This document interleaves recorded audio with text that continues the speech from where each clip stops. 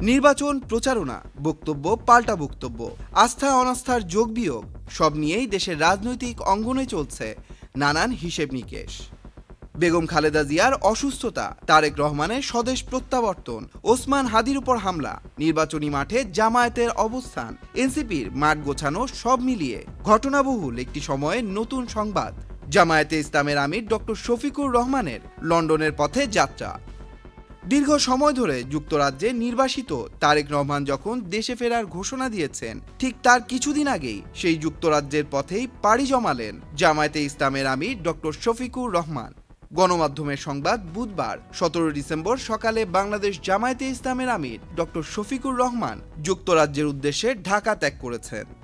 সকালে বিমান বাংলাদেশ এয়ারলাইন্সের একটি ফ্লাইটে হযরত শাহজালাল আন্তর্জাতিক বিমানবন্দর থেকে লন্ডনের পথে যাত্রা করেন তিনি। যুক্তরাজ্য সরকারের একটি প্রতিনিধি দলের সাথে পূর্ব নির্ধারিত বৈঠক ও কর্মসূচিতে অংশ নিতেই তার এই লন্ডন সফর বলে জানিয়েছেন বাংলাদেশ জামায়াতে ইসলামীর মুখপাত্র। ডক্টর শফিকুর রহমানের যুক্তরাজ্য যাত্রা সম্পর্কে জামায়াতে ইসলামের সহকারী সেক্রেটারি জেনারেল এবং মিডিয়া বিভাগের প্রধান এহসানুল হক মাহবুব জুবায়ের জানান, ব্রিটিশ সরকারের সাথে বৈঠকের নির্ধারিত কর্মসূচি থাকায় বুধবার সকালে লন্ডনের উদ্দেশ্যে যাত্রা করেন জামায়াতের আমির। লন্ডনে হঠাৎ এই সফরে ডক্টর শফিকুর রহমান বিএনপির ভারপ্রাপ্ত চেয়ারম্যান তারেক রহমানের সাথে কোনো বৈঠকে অংশ নেবেন কিনা এমন প্রশ্ন উঠে আসে। তবে বিষয়টি নিয়ে জামায়াতের মিডিয়া বিভাগের প্রধান এহসানুল মাহবুব জুবায়ের জানান, এ বিষয়ে আমার কিছুই জানা নেই।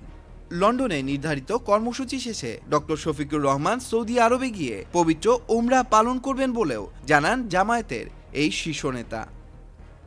বিজ্ঞপ্তিতে বলা হয়, সবকিছু ঠিক থাকলে আগামী 21 ডিসেম্বর ডাক্তার শফিকুর রহমান দেশে ফিরবেন। Tanmoy Mahmud, channel I. নতুন রিন গভীর থেকে পরিষ্কার করে কাপড়কে রাখে নতুনের মতো উজ্জ্বল। নতুন রিন অ্যাডভান্সড পাউডার।